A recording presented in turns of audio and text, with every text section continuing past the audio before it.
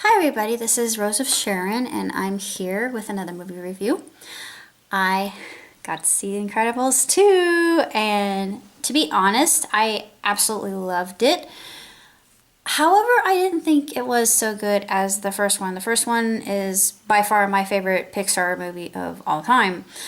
And I love superhero films and this is a different dynamic, and not only that, but it's a very socially aware movie, which is very intriguing. And there are lots of commentaries made on ease and marketing and the corporate and the whole mindset of buying and selling. And I thought, it made me feel a little uneasy, to be honest. I thought, this is going into economics and it's going into capitalism. I don't know if anybody else noticed that, but I'm very astute and I know what they were getting at, but it just made me feel extremely on edge the whole time that Evelyn was talking to Helen. It just was very unusual. I don't know. It felt very bad. It made me feel extremely uneasy and very nervous and anxious, and I'm not sure if anybody else felt that way. Despite that, it's still a very sensationally done film, and there's also more social commentary done on at the expense of Screenslaver when we find out who Screenslaver really is. No spoilers, but Screenslaver is a very interesting character as a villain. But Screensaver talks about how we're all enslaved by our technological devices, and I thought, this is why when I have kids, they're not going to get cell phones until they're at least 16. And people might say to me, well, Rose, you don't have children, you don't know what you're doing, you don't know what it takes to be a parent. There's no manual for parenting. Sure, there have been manuals for parenting, but none of them are great, and even Benjamin Spock's own son was suicidal, so I don't know if that tells you anything. Despite that, I think that there is a lot to be said about Incredibles 2, because like I said, it's a very thought-provoking film, and a lot of the messages that are coming across in it, and if you're like me, you think, and I'm also surprised that they let Hell and Damn slip by in a so-called family film.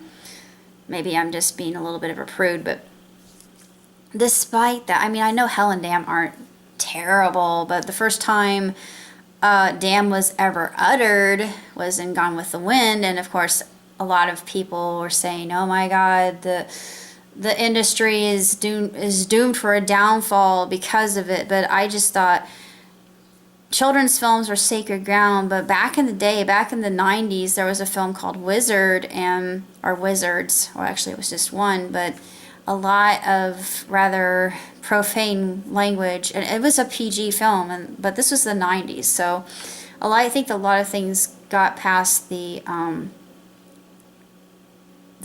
censors at that time. But I'm really surprised. I'm shocked that those two things actually slipped past the censors, because I wouldn't have allowed it, and they probably would have looked down their nose and be like, "Oh, you're trying to be a fuddy-duddy to take away our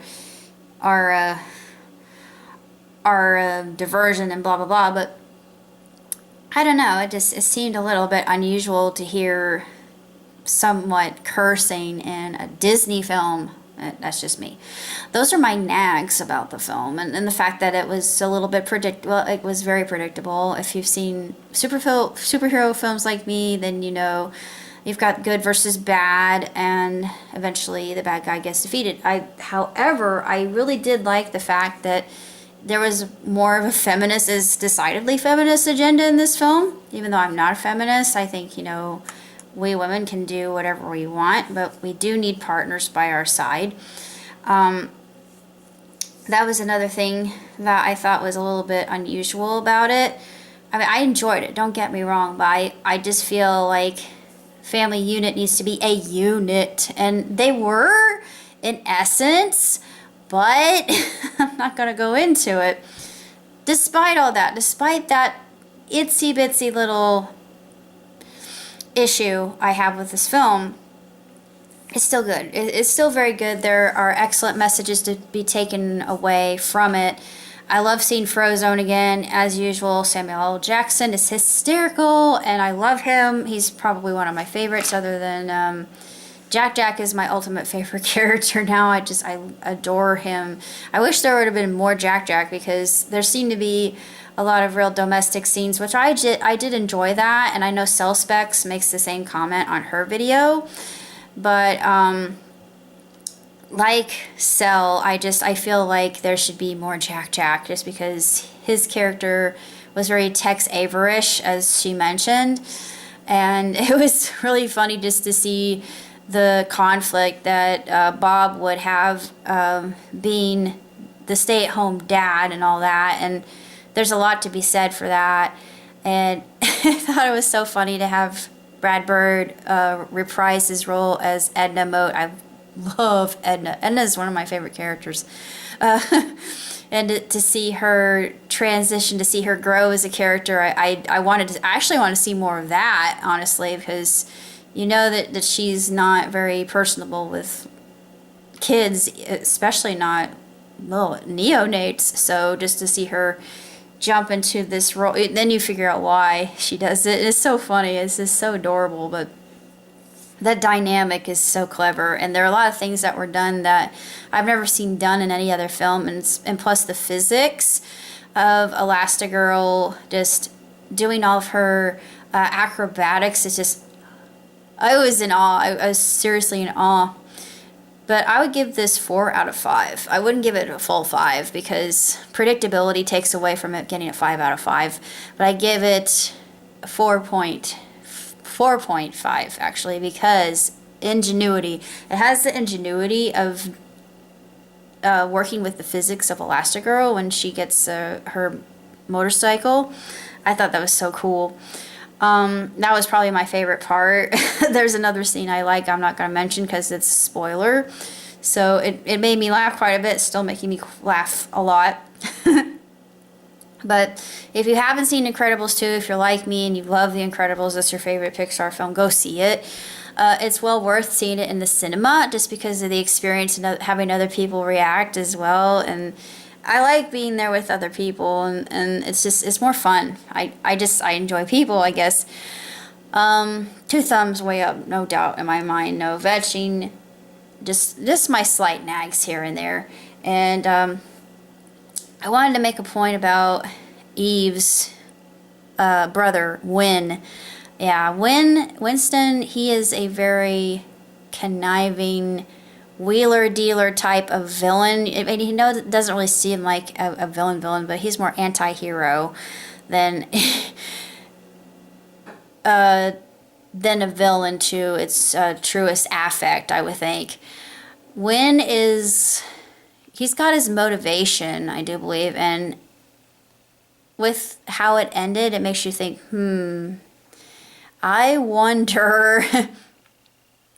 But that's all I gotta say, really. It's just that well done, and I wouldn't have changed anything to it. And to see the new character designs, they're absolutely sensational. And even the short at the very beginning, it made me a little teary-eyed. It did. I shouldn't mention that, but it's so heartfelt. It's about this little baby dumpling, and oh, it's so sweet. It's just the trials and tribulation of parenting. And like I said, I've never been a parent, so I don't know what it takes, but I could understand. I could totally understand what the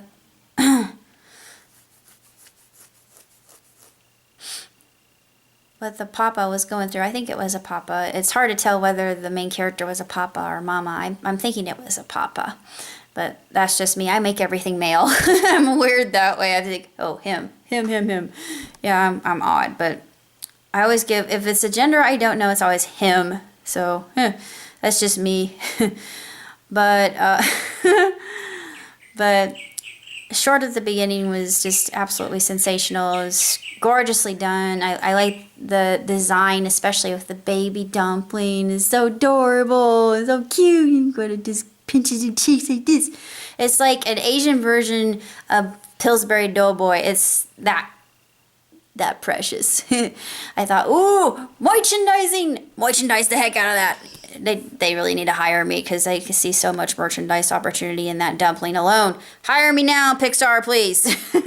I sent you a letter. Write me back. But seriously, they could use me for their marketing team because, yeah, I can see a lot of potential in a bao dumpling for sure.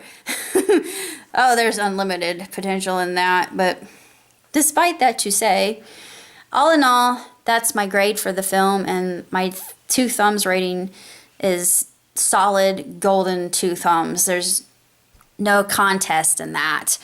Beyond that, it was really great to see the Underminer again. I was really happy that they actually took off where they left off.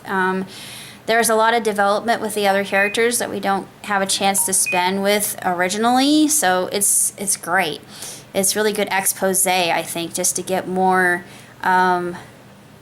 motive behind the characters themselves and just to see their interaction and dynamic as a family. I think that's the whole point. I think that's why they're focusing on that. But that's all I got to say. So until next time, live long and prosper. Ciao, tutti. Yes.